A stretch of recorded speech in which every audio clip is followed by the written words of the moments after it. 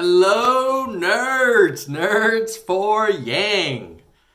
This week, we're not going to talk about universal basic income or the freedom dividend because, well, unless you've been living under a rock, you've probably heard a lot about it.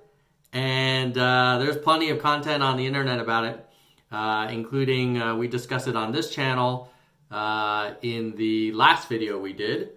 Which I'll link to below, around sort of 6 things you should know if you're Yang curious. So this one's more of like an intermediate Yang gang kind of thing, which is Human Centered Capitalism. And I'm going to go into a little bit more detail about this part of the Yang platform, because I actually think it's in some ways just as interesting and thought-provoking as the UBI stuff, the freedom dividend. So let's just kind of walk through some of the key tenets of what Yang says human-centered capitalism is all about, and just sort of try and understand where the guy's coming from and come to a decision on our own whether we think we want to support that approach or not. Okay, so I think the first thing that is helpful to acknowledge is this statement from Yang on his website, which, by the way, yang2020.com is chock full of details. And I would compare that to any other Democratic candidate. The most extreme example is Bernie Sanders that has no positions on his website. I could argue Beto O'Rourke has been really light on details. And then the rest of them just seem to be saying the same stuff that we've been hearing from the Democratic Party for the last 20 years. Whatever. Let's move on. So the first argument that Yang is making is our current emphasis on corporate profits isn't working for the vast majority of Americans. So I found this chart on Wikipedia that looks at income inequality. And what you'll see here is the green line is probably the most important one, which is the percent of U.S. National income that the top 1% of households own or represent over time. So a more kind of layman's approach to that is, for the top 1% richest households in America, how much of the total country's income do those top 1% capture? And what's interesting is if you go back to 1979, after taxes, the top 1% captured about 7% of the total country's income. So you're like, oh, so they're definitely getting a lot more than is sort of proportionate to their percentage of the population, 1% getting 7% of the income. But you could argue that's maybe because they're creating more value, or they're luckier, or working harder, whatever. But what's interesting is the trend. So the trend is now in 2012, and this is probably, I would imagine, looking worse now with the recent sort of tax cuts for the wealthy last year. But right now it's up to 12% after tax of the nation's income is captured by the top 1% of the population.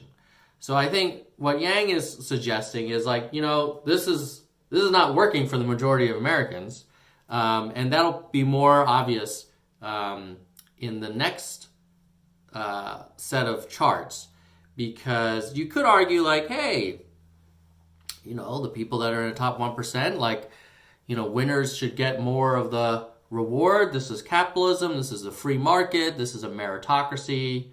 But now let's look at this second panel of 4 charts. This channel is called Nerds for Yang, in case you are waiting for animation and memes. That's not my specialty, but I do like charts. So now let's look at the share of pre-tax income from 1962 to 2014. So you see here this trend, this orange line, where on the top left corner, the northwest quadrant of this slide, you see the orange guy going up and to the right. So more and more of pre-tax income is going to the top 1%. I think the biggest concern is probably the blue line, which is the bottom 50% are capturing a smaller and smaller share of the pre-tax income. So it's a very clear suggestion that, it's not that like the top 1% are doing well because maybe out of the top 10%, the top 1% are just, these masters of the universe like Jeff Bezos and Elon Musk and, these bankers and stuff. But it's more that the bottom half of the country is really starting to get the shaft. I mean, if you look at 1967 to 1970, the bottom 50% of people had about 21% of the country's income pre-tax. And now in 2014, it's like about 13%. So the bottom half of the country is making only the bottom 13% of all the wealth. Now, if you look to the right, the top northeast quadrant, the top right corner, share of after-tax income. So after taxes, you see this trend. It's a little bit moderated because the tax code is progressive and the bottom 50% aren't taxed nearly as much as the top 1%. But you still see this disturbing trend. And at some point, those lines may cross, where the top 1% may actually make more than the bottom 50. So now, what is old Andrew Yang going to do about that? Let me just sort of read from his website again. The focus of our economy should be to maximize human welfare. Sometimes this aligns with a purely capitalist approach where different entities compete for the best ideas, but there are plenty of times when a capitalist system leads to suboptimal outcomes. Think of an airline refusing to honor your ticket because they can get more money from a customer who purchases last minute, or a pharma company charging extortionist rates for a life-saving drug because the customers are desperate. Now, what's interesting about this statement is, I think as a libertarian or kind of a fiscal conservative myself, this is now sort of treading into like, how much are you going to be messing with the free market kind of system? Because I would be the first to agree that there are absolutely examples where the free market system does not produce outcomes that you would want. Like this case of a pharma company, maybe charging $10,000 a pill because people are willing to pay for it, and then resulting in people who can't pay for it dying. Like that's obviously like a terrible outcome. On the other hand, I kind of believe these capitalist free market system is kind of the least bad approach. And I do worry a little bit, like the more that government sort of gets involved, does that actually make the system better, or does it just make it like more inefficient? But it is interesting. Like, I think it's something where for Yang to be successful, he's going to have to be able to kind of find some balance to say, look, I'm not saying that the government should get involved in every part of the economy, but I'm also not saying that we can just look the other way when we see these excesses happen that are clearly bad for the country. What's interesting is here, if you look at a tweet from the current president, President Trump in this example, is telling General Motors what to do with its factories. I don't agree with this either, to be honest. I think this is overreach of the government. But I think it's an example where we as a country are still struggling to find some balance. And I don't think saying the market will always solve your problems, anything that, has even the hint of government regulation is socialist or communist or whatever ist you want to give it. But I also don't think that the opposite approach, where you just say, hey, the government should get involved in everything and capitalism is dead and terrible. Like, I don't think that's the right approach either.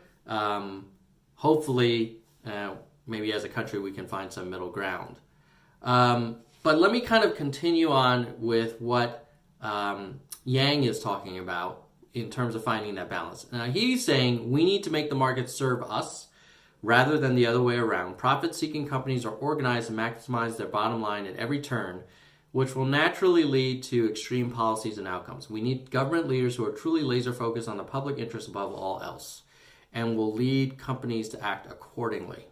So let's be specific. So what is he actually talking about with human-centered capitalism?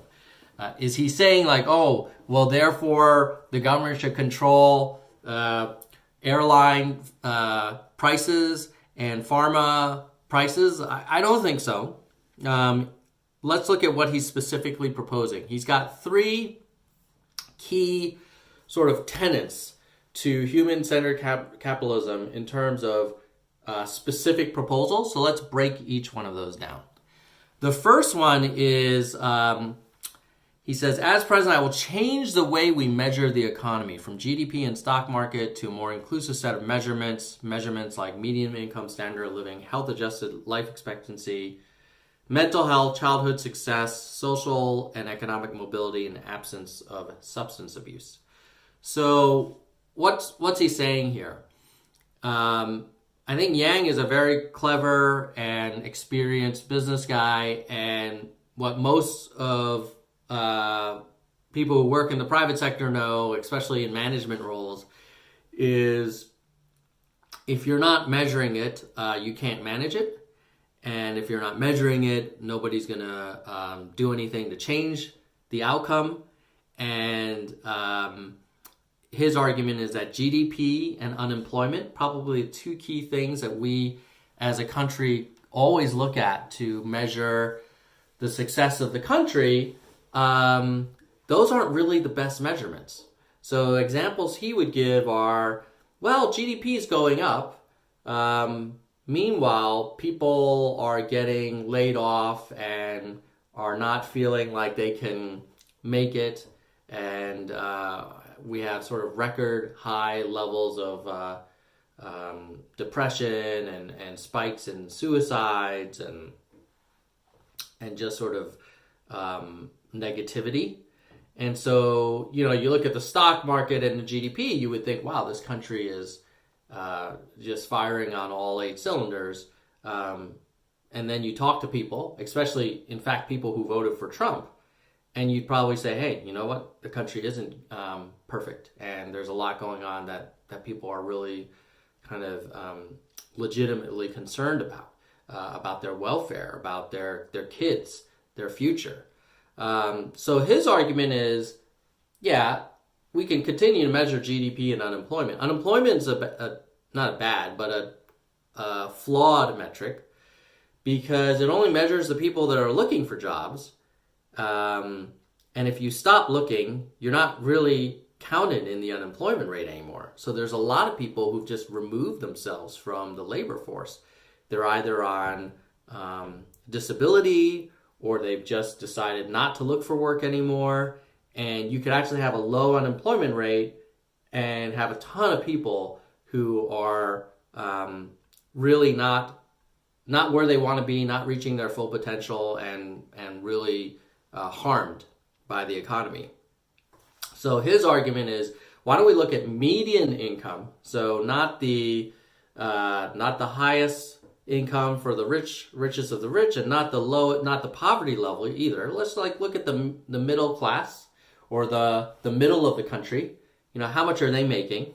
What is their standard of living? How long is the life expectancy? So that's an interesting one where, we as a country now have the highest GDP ever, $20 trillion. The stock market's going, so far, really great on a nice bull run.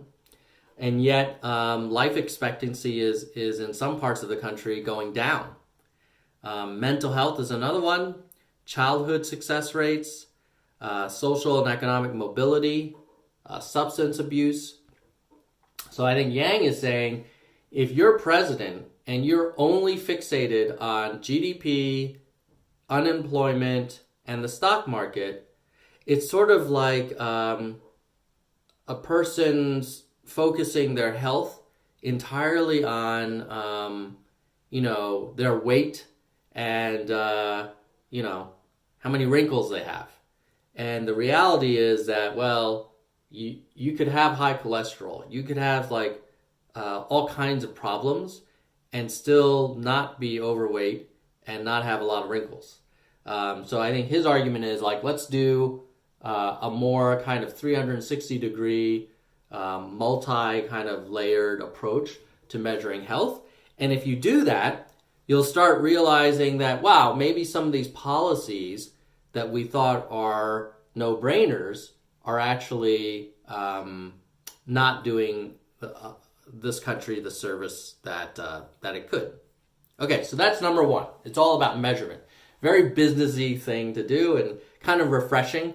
When was the last time you heard a candidate talk about proper measurement? But, for many of us at work, for the most complicated projects, the first thing you want to do is ask yourself, how are we going to measure success? What does success look like? What are the key performance indicators that we're going to measure to hold ourselves accountable? And that's what he's doing here. So with his second argument, he says, as president, I will rein in corporate excesses by appointing regulators who are paid a lot of money, competitive with senior jobs in the private sector, but then will be prohibited from going to the private industry afterwards. So what's he saying here? There's two pieces of this. First of all, he's making the argument that regulators are not paid sufficiently today. And that's why it's very common for them, after being in the government, to then go work at the same companies that they were regulating. And it's kind of this revolving door. So that's one problem he's talking about, the revolving door.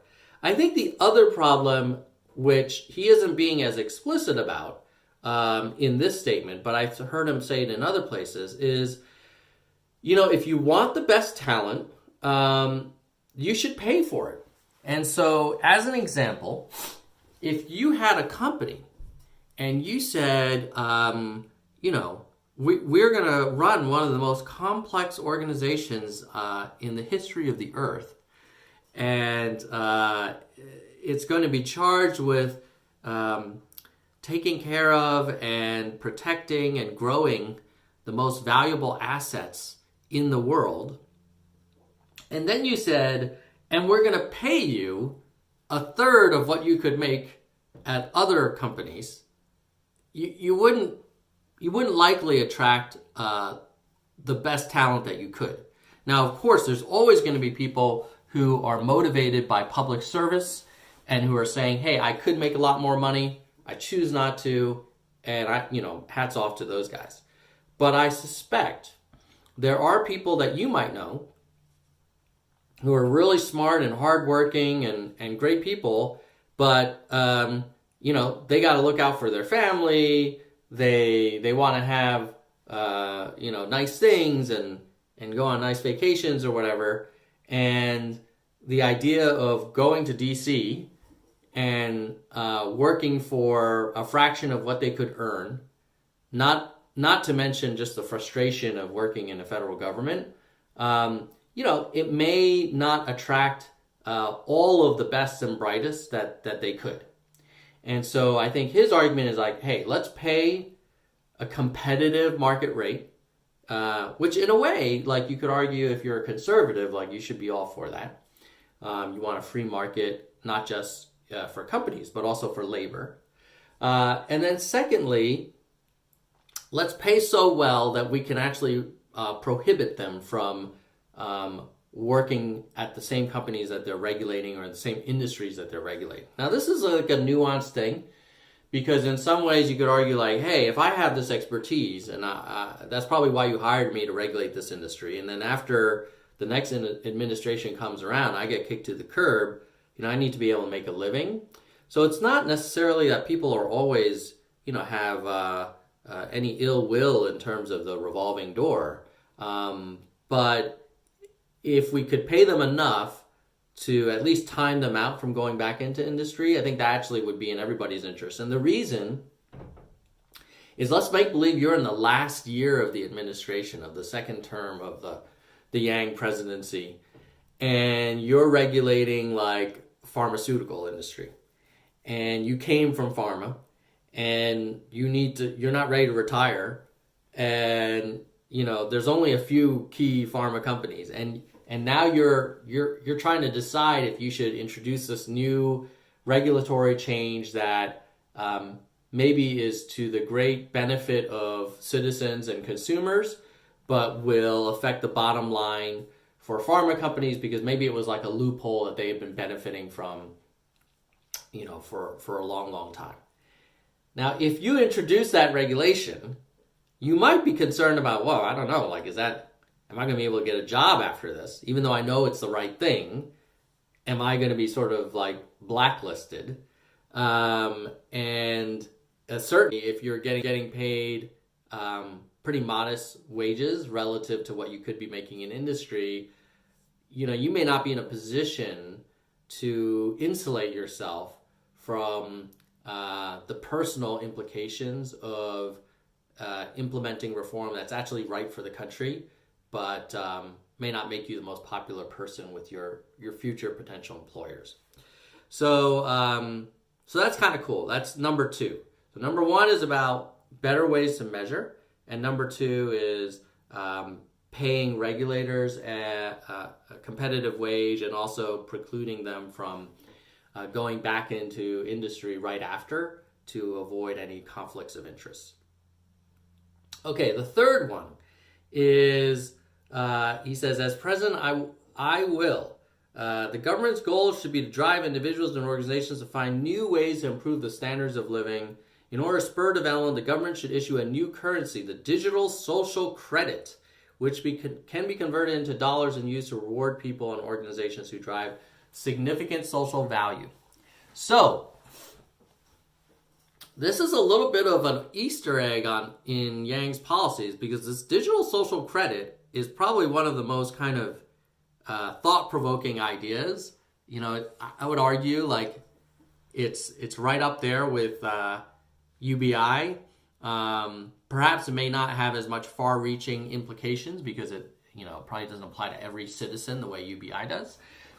But let's unpack this. Like, what he's saying is, if you do something that improves the standard of living for individuals and families, you could actually get additional compensation from the government or from society through the government.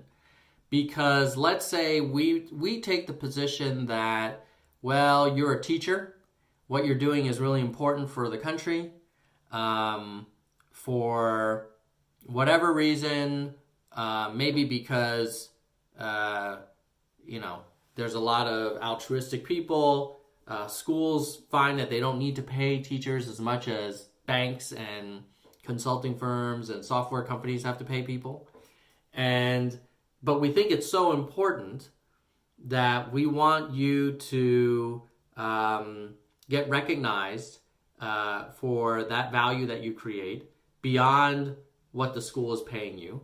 And you're going to get these digital social credits, which you can use to maybe have it as a tax credit or even convert it into dollars, because we think that this is valuable. So it could be you work in a job that's really great for the country where, it's determined that, oh, wow, you're not paid nearly as much as what you could be making in other places. Another one could be like maybe if you volunteer, and you volunteer at your church every Sunday, helping, homeless people. Of course, it's called volunteering for a reason. So you're not expecting to make it your living.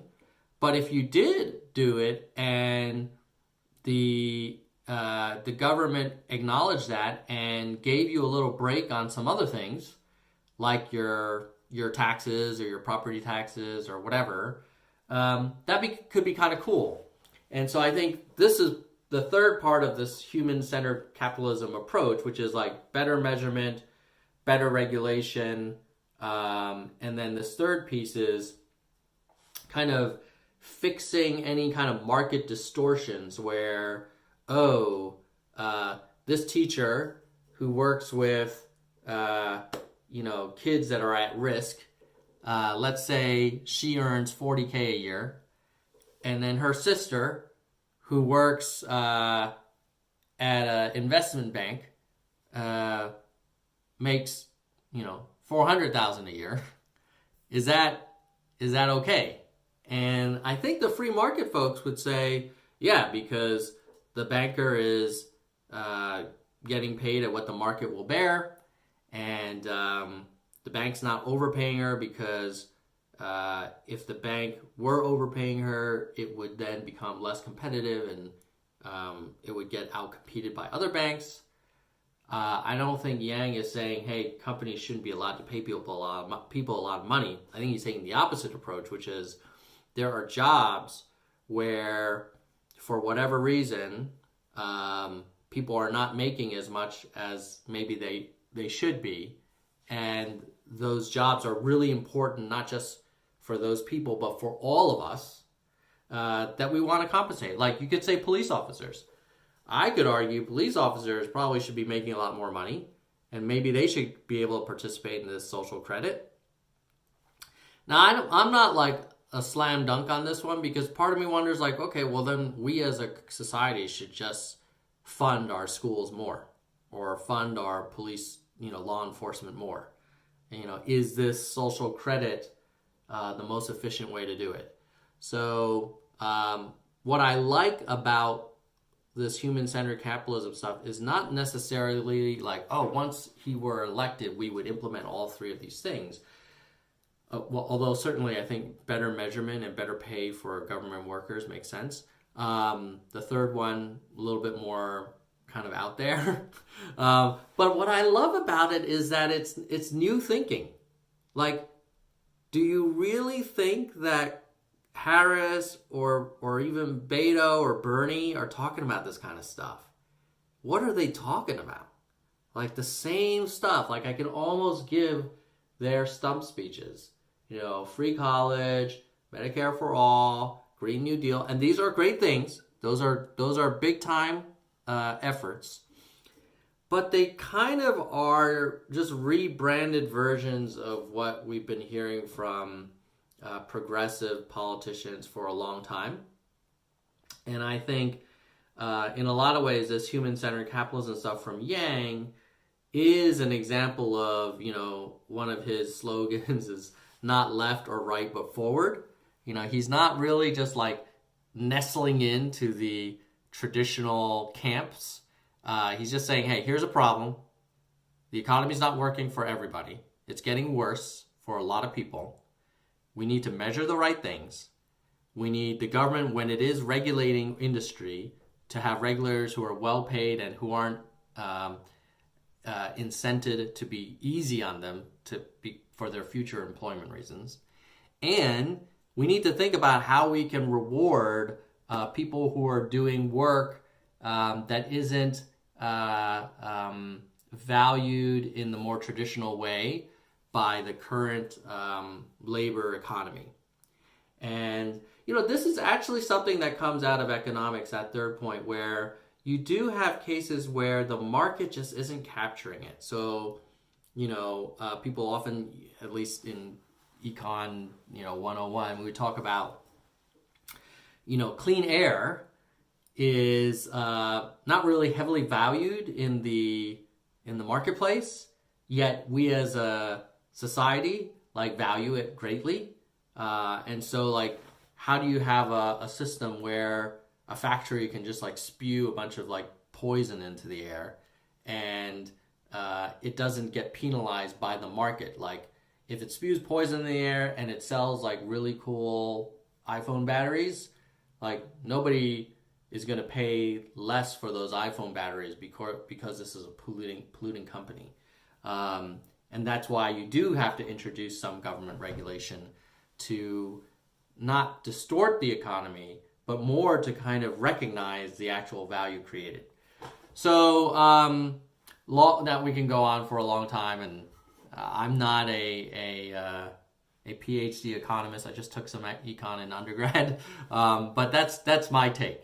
So in summary, if you thought UBI and freedom dividend was super cool and kind of refreshing thinking, as you sort of turn the page and learn more about Yang, you'll find that the human-centered capitalism in some ways is just as interesting and just as refreshing, just as controversial.